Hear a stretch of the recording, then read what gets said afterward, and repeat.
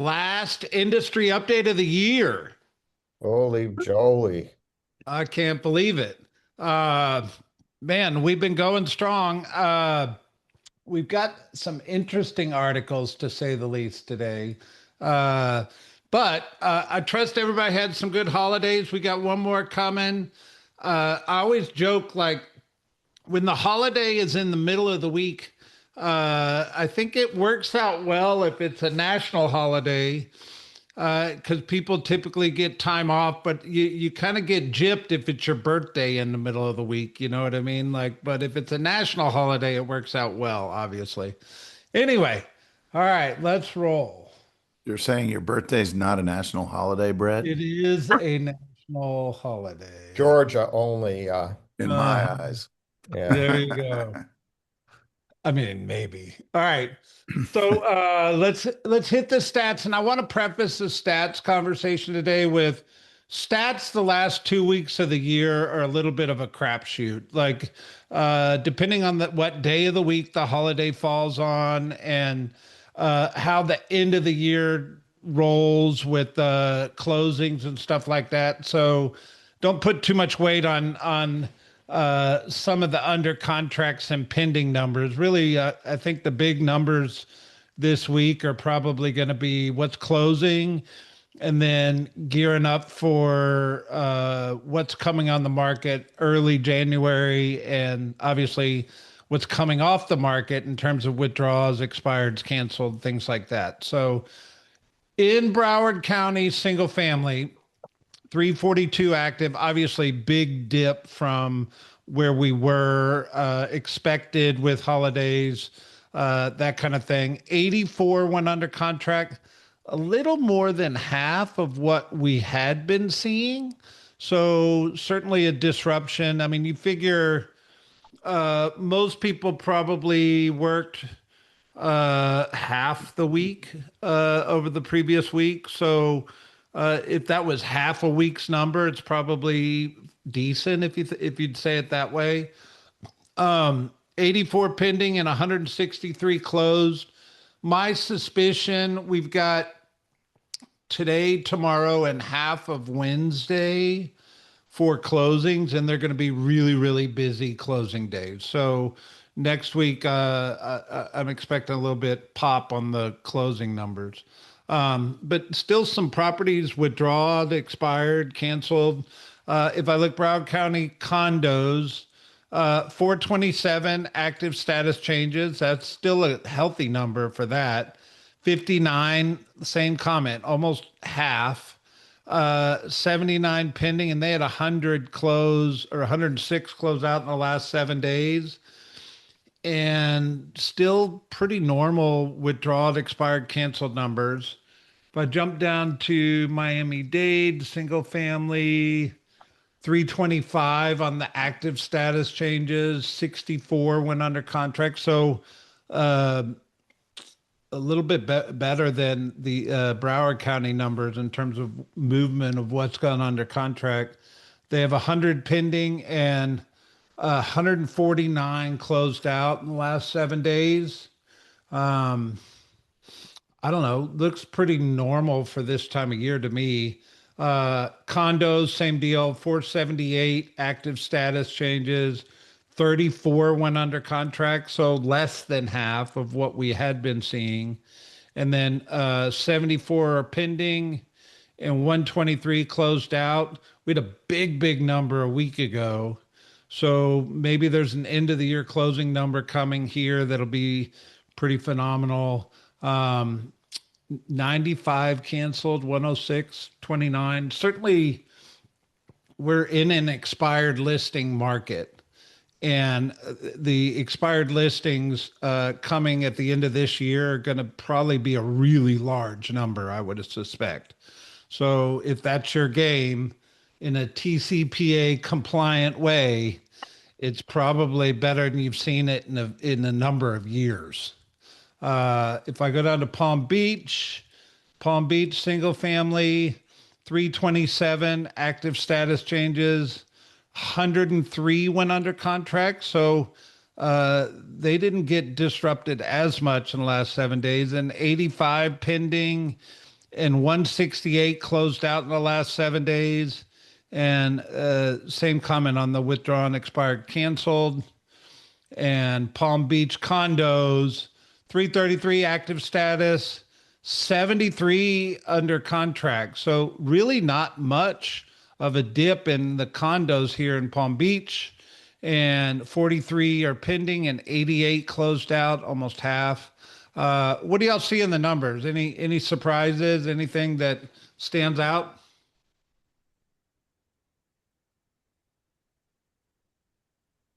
I was expecting to see more canceled, to be honest with you, Brett. But Yeah, I think they would have canceled prior to the holidays if they were motivated to take it off before the holidays. But I think there's going to be a big canceled, expired, withdrawn number coming in the next 7 days. yeah, I just have something to share. I think the dip in the active, I think, is a reflection of the seller's mindset, and which is a big dip, and the under contract is really not such a big dip, which is the mindset of buyers, which is that script that we always have, that, at the end of the year, the tire kickers are not showing up, but the serious buyers are still showing up. Yep, I would agree with that 100%. I mean, nobody's out looking at property during the holidays unless they're serious, right? Yeah.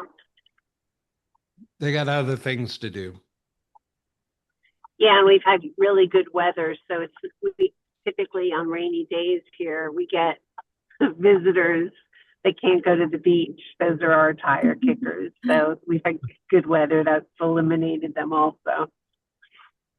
Makes sense, Nadine. Yeah. All right. So a couple articles coming out for Housing Wire that I thought were rather interesting. I don't know, we coined the phrase, but we've been using the phrase that the real estate market has moved back to normal. And define normal would be up for debate. But what Logan's talking about here is active inventory rose 16.4% and 39% of listings saw a price cut as the market normalized. He's saying that the housing market cycles defined by extreme shortages, rapid price appreciation, and frenetic buyer competition was of the past. This year delivered something closer to balance. Inventory climbed meaningfully, price growth flattened, and homes took longer to sell, signs of a market settling into a more sustainable rhythm. So using data up through the December 20th, and this is the national snapshot, but he was saying basically median price was flat on list price. Price per square foot came down 1%. Days on market went up 10. That is certainly something we've seen in South Florida. And then they use this thing called the Market Active Action Index, which is like a combination of stats, but it indicates that there's still a slight seller's advantage. And I find that interesting. I would go caution with that, meaning that's the national headline. I think there's certain pockets that are different. I don't know that there's a seller advantage in the condo market. I think there are some seller advantages in some of the single family markets in South Florida. But the big headline of 2025 is really the inventory that finally showed up that we've been begging for years, right? But the downside of that is the months of inventory climbed. Your listings are sitting on the market longer than you're used to over the previous years, and you're having to have conversations around price reductions that you probably hadn't had to dust off those conversations for a number of years. So that's what a normal real estate market looks like. He's talking about how inventory made its comeback. The hottest markets weren't where you might expect. Certainly interesting markets, like quite a few up north, one in California, one in Greenville, North Carolina. Um, the state market index was good, but I thought this was really interesting for us. When measured by total dollar volume, the largest markets continued to do what they do best. They move mass amounts of real estate. So Miami, Fort Lauderdale, Pompano Beach moved $32.7 billion of real estate. And that is the largest market that they tracked in terms of dollar volume moving. So I think that is a huge feather in the cap, if you will. What I mean, obviously, this has been a normal storyline for you guys for years, right? Like it's a big volume market, but it's probably a good reminder when you feel maybe a little beat up or things are a little slower than what you've experienced over the previous years to know we're still in a huge real estate market. I'm Thoughts, curious. comments? I'm curious when you break that down. Like when I'm looking at some listings I have on the beach of condos that are sitting, and I look at what's selling, it's really only what's selling is the luxury market in this particular area. And when you're talking about the billions of dollars that we're selling in South Florida, luxury is always never affected. And I'm curious how much of that is over a certain threshold. Yeah, I'm only reporting what I'm looking at, but it would be I quite know. interesting, Dave. Yeah, I mean on one hand, real estate's hyper local and certainly segmented, right? Like I Right. think I don't think you can be a real estate agent in South Florida and not have some kind of luxury thing next to your name in a sense that you better be a luxury expert if you're going to be in the marketplace in South Florida. That's one. And two, we get paid as real estate professionals a percentage of sales price. So that's still a giant number of commission dollars that were paid into the market. Very true. Any other thoughts? Two comments for you on that one, Brett. Last week, read an article that I believe the number was 40 some plus transactions over $25 million. That's the ultra high end of the market that was benefiting greatly from that. Now, the other thing, you always look at these articles and you go, where they're pulling their information, because what you have highlighted there is Dade and Broward. Doesn't include Palm Beach County. And yet West Palm Beach was the number one market in the country for inflow of dollars, most of it coming from the New York market. Yep. So you add Palm Beach to these numbers if they haven't already, and it skews that number higher even more than it is. I would agree with that. The Fed kind of groups metro areas by what they call MSA markets. And this is the MSA market that the Fed tracks. But you're right. I mean, it's not the full story, right? Yeah, you'd have to dig deeper and see actually where the numbers are that they're reporting there. And that's something I always talk about to you guys. You always question where the information is coming from and what it is they're quoting. Yep. Ultimately, the question has to be, how do you get your unfair share of that market? So if I'm sitting on the call, these numbers are great and they're intriguing and I'm fascinated. And so what now? What do I have to do to earn my unfair share, knowing that there's still volume, there's still opportunity, and it's a matter of targeting the right avatar and creating enough skill set and promotional context to be the magnet. And so if I'm sitting back, that's the question. Analyze where they're coming from, what they're buying, and how you can get your unfair share. I appreciate that, Rick. I think Hi, Jeff. Hi. He's muted. All right. So across the board, This is kind of what he's saying are the headlines of 2025. More supply, less urgency. I would agree with that. I definitely think more supply was the big headline. And I think urgency is changing, and I think it's going to improve in 2026. Stable prices. So I think there was a bunch of fear at the beginning of 2025 that prices were going to tank, and our prices stayed stable, and that was a big deal. And then softer pressure. If you're new to the industry, you probably don't even understand what that means. But if you sold real estate in the last 5 years, you understand what pressure means with the market we came out of 2, 3 years ago. It was just a high intense pressure market in terms of multiple offers, the whole 9 yards, right? More realistic sellers. I kind of chuckled when I read this one, because it said nearly 4 in 10 listings saw price reductions. I'm not sure, and maybe that's why they're saying more realistic sellers.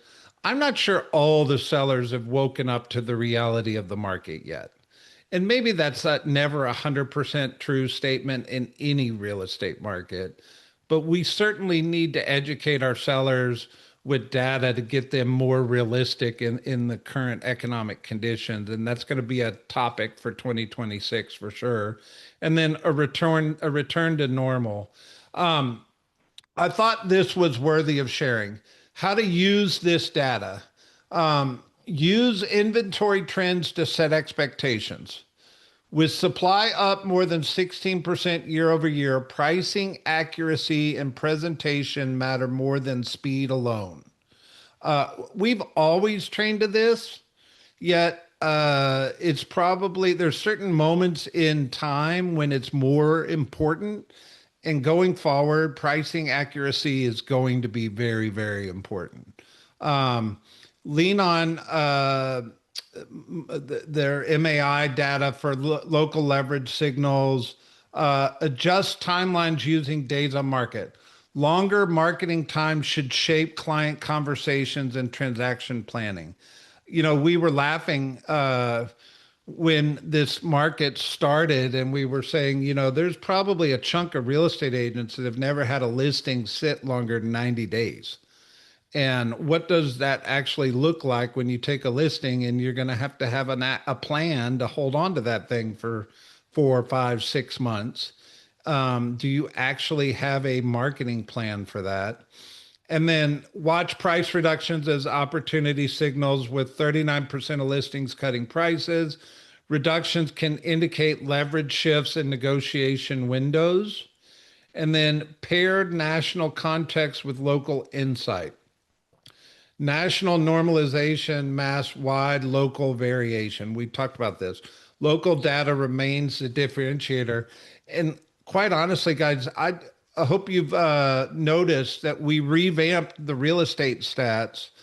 And our goal is to bring you the local data in easy, accessible ways that you can just pop these things into your presentations. Every chart on here, you can click these 3 lines and print the chart, download it as a PDF, an image that you can put into your listing presentations. You can even download the Excel file if you wanted to get nerdy with it. But our whole goal is to empower you to be that local data expert, right? Like the economist of choice of your local market. So, Brett, yeah, go ahead, Paige. I don't know if I'm just being picky here, but you made a comment about preparing to hold on to a listing for 2 to 4 months and pricing it right. And to me, that's a contradiction. And so correct me if I'm not understanding, but I'm thinking if it's 2 months, oh my God, we're overpriced.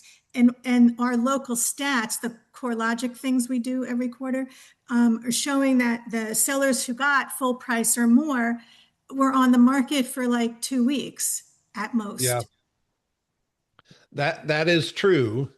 And I promise you, there will be a moment in time when you're going to battle the seller on pricing it right, and you're going to choose to still take that listing, Mhm. and your listing is going to sit. Yeah. Yeah. And I don't know if you've ever had this experience, and I see it on our social media channels all the time. Agents posting, my listing looks great. I've got it priced right, and it's sitting, and I'm baffled. It's just going to happen, right? Like um, you plan for the success, but you also plan for the long game at the same time, right? Okay. This is all about setting expectations and scripting with your sellers. Yeah. 100%. I mean, Steve nailed all it. in on price it right page and get it sold in 2 weeks. And the data says we can do that. But I promise you, you're going to have a listing next year that just isn't going to follow that trend. And what's the marketing plan for that? Right. Steve nailed it about expectations. For me, it was always, what happens if it takes longer than expected or the market would demand? And the longer it sits, the more stigmatized it becomes, and no one wants to be perceived stigmatized or vulnerable. So, how do you feel about that potential? I mean, that's a simple script. And then discuss strategies that might land in 2 to 3 weeks versus 2 to 3 months versus 12. And there was a time, when we were listing houses, it took 12 months to sell a luxury property. So we're still in a good market relative to the bottom of the bottom back in 2009 and 10. Yep. But it's expectation and reality so that they don't wake up surprised or disappointed in your skills and capacity when you need to remind them this is our strategy, not our hopeful wish. Exactly. Well, guys, I'm actually living that exact example right this very second. I've got a property priced easily 15,000 below market. Two houses down, sold for 550. Right around the corner, sold for 520. Our house is more upgraded, more modernized, and 26 showings in 14 days. Every single realtor says the property's priced correctly. The only offers we've gotten are lowball offers. When I've asked the agents to please explain to me how they came up with that number, what am I missing here? How do I explain that offer to my seller? They've the common denominator is my buyer just doesn't want to spend any more money than what they've offered you. No other justification than that. That's Yep. interesting. Sometimes it just takes that perfect buyer that's a match. It's Yeah. So and it's I had a listing for 2 years once and they wouldn't budge on any. They were so stubborn. And then one day, in the same day, we got two offers, competing offers, all cash, and we sold for over asking. And the market hadn't improved. It was exactly where we started. And it's just a little bit of timing and luck sometimes. yeah. And You see, and Rick, competing offers are ideal. Fear of loss is a much greater motivator than opportunity. So how can you pit two potential suitors, in the ring so that someone, might be the loser? I mean, that might be the tipping point. yeah, and the craziest thing is that I've already had the conversation with the sellers. We already have a price reduction strategy for New Year's Day. I just don't want to drop the price. First of all, I don't believe that we need to drop the price with this much activity. But again, no reasonable offers is got to be a telltale sign that I don't want to ignore. On the same note, I don't want to drop the price and not be able to host an open house and take advantage of the energy that that's going to recreate this close to the New Year's Eve holiday. Yep. Well, and you might improve just simply by getting past the holiday. It could be, if you feel like you're priced right, the more important question is, are your sellers happy with your performance, the way you're showing up and the results so far? As long as they're happy, if it took another month or two, I mean, that's the key, is that you're always winning with your client. Okay. All Yeah, right. no, that makes total sense. And I'll double check with them to see if they're willing to hold. I love what you just said there. And see if they're willing to give it just, maybe we don't drop the price on Thursday. Maybe we ride out the weekend after the New Year's and see, because I know I've listened to everybody on the call say, oh, there's only serious buyers. I swear I feel like I've gotten 26 tire kickers. Could happen, Lance. Back to the law of averages and luck piece. Yeah. Yeah, one of the things that Brady always says is that the buyers come out the first 2 weeks and the shoppers come out the rest of the time. And yeah, I still, if it's priced right, it should sell. And I just sold a condo or a townhouse last week that closed, and we ended up selling. The comps were $500,000. There was five comps to $500,000, and we sold at 475. And it was an upgraded unit. It was on the water. That was a $25,000 upgrade when they were built, but it doesn't matter. The market is bearing a little bit less money, and my sellers are smart enough to take the advice, and we grabbed the offer. There you go. All right. There's an article we'll put it in circle where Logan's explaining why the double-digit growth in mortgage purchase applications did not necessarily lead to more home sales in 2025. The net of this is two things. One, some of this is sellers getting pre-approved for mortgages to buy after they sell, and the seller's property's taking longer to sell than what they anticipated. And the other net of this is 2024 was so low that even though 2025 came in higher, it's still not that much higher than what the rock bottom of 2024 was. I'll let you read it. There's another article that talks about the 10 words that defined real estate in 2025. There's nothing we haven't talked about in this article previously on these calls, but I'll let you read it. I wanted to hit these other two articles real quick. There's this agent, Taylor Hunt, who built a referral flywheel that drives over 50% of her business. And what's really fascinating about this girl's story, and I'm not going to tell the whole story, you can read it, but she basically moved to a town and didn't know anybody. And in her 5 years, she sold 600 homes in this town through relationships. And they're talking about building a flywheel. The flywheel concept comes out of the book Good to Great. And a lot of what she does is events. And she's saying when events work in a world obsessed with automation, and she doubled down on client events and used client events as a referral flywheel concept. She started with one event and now is doing 11 a year. And the calendar, here's her snapshot of what she has planned: a Valentine themed event, Easter egg hunt, free ice cream, into school bash, back to school bash, movie day, fall festival, pie giveaway, Santa photos, and then 2 additional community events tied to philanthropy and kids. And I just thought this was fascinating. When we typically are focused right now, I think most agents are focused on how can I AI automate my business? How can I be more prevalent in social media? And I've got a second article that speaks to that. But I think we're forgetting the relationship value of the foundation of a real estate agent's business. And there's the book I read years ago that Gary Keller recommended was The Membership Economy, in how to make your database feel a part of the membership of being in your world. And this speaks to that.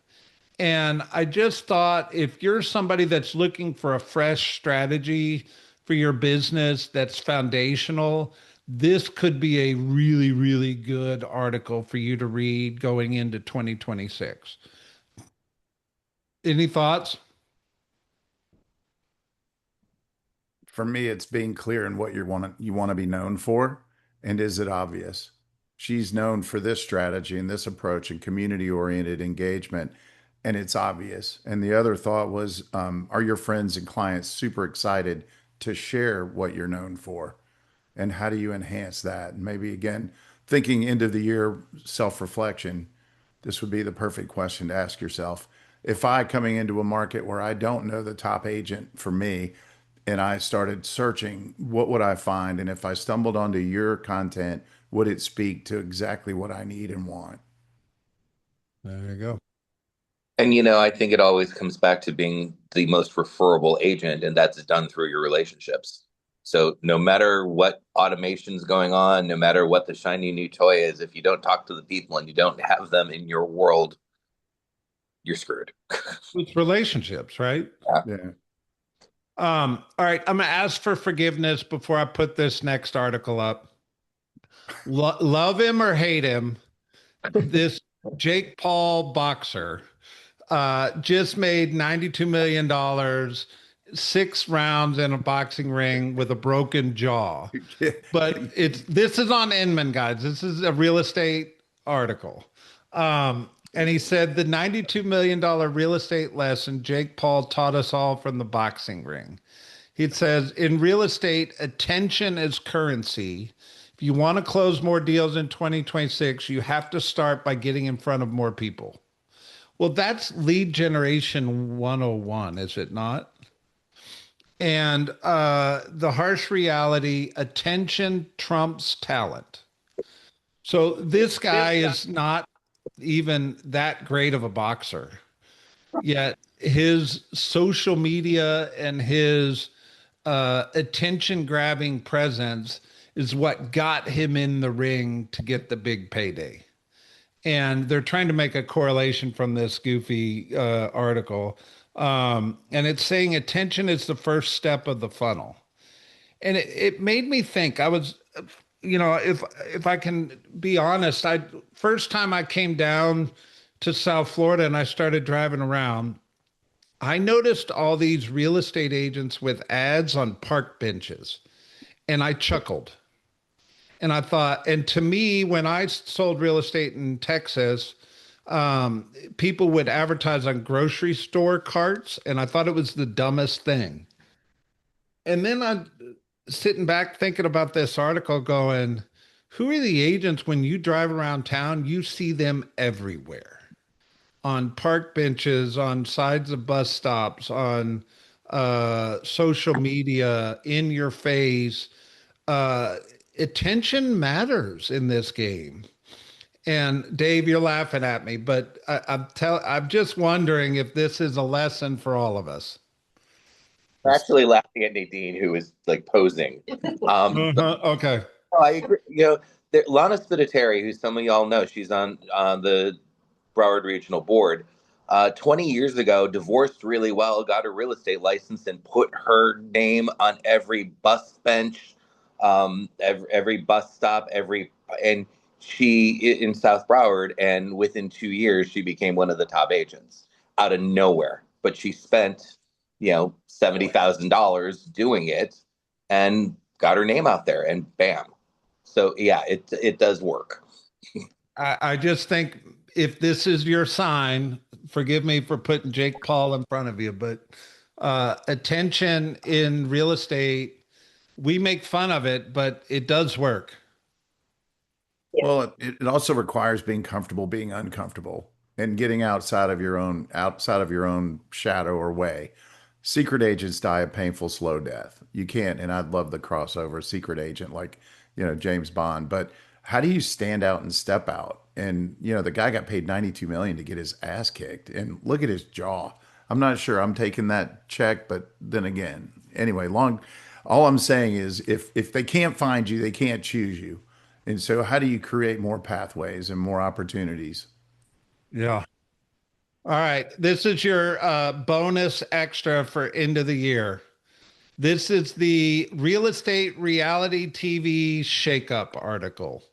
And the funny part of this article is we have a love-hate relationship with reality TV because I do think reality TV drives real estate in some regard. From the HGTV era where everybody wanted to do their own DIY projects on their house to the negotiation strategies of reality TV, It certainly affects our industry as much as I hate to admit it. Um, and this is saying that because HGTV is in the middle of a potential merger with Warner Brothers, it's making a lot of real estate reality TV disrupted. And it's saying that as HGTV programming and ownership continue to evolve, real estate focused reality TV has all but disappeared from Bravo, which I'm actually happy about because Bravo was all the drama real estate reality TV. Um, but it looks like all the $1 million listing shows are no longer.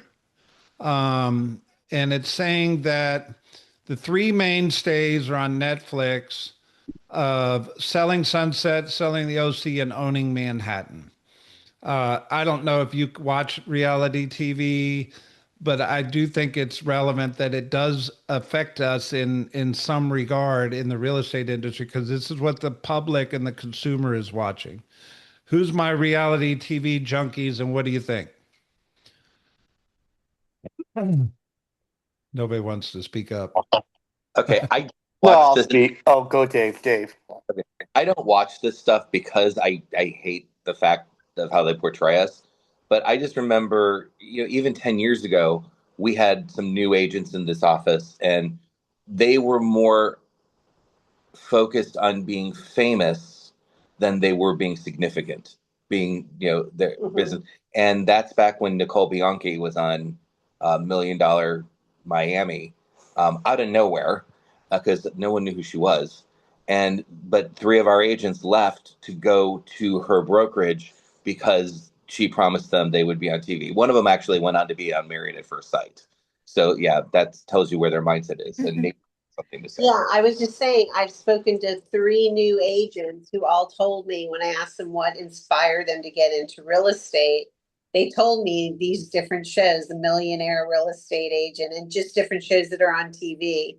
And I was floored by that. I just thought that was really funny to me.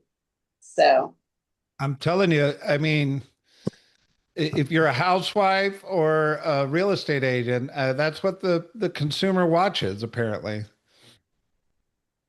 Well, and the risk is that the data is not valid, or, they have to twist the narrative for people to want to watch to garner eyeballs.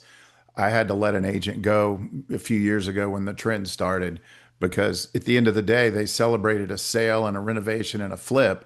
I went to the computer, to confirm because it was in an area I had suspicion about their quoted price. Sure enough, it had never sold, and they just fabricated a story. Wow. And so, yeah, so like everything, you have to be the voice of reality when it comes to clients and their perspective on what's going on in your market. Anyway, I don't know if you can hear me. I'm sorry, I'm not on Hear you. camera. I'm a huge reality TV junkie. I love all of them, but I hate every real estate show yeah. because it's so not realistic at all.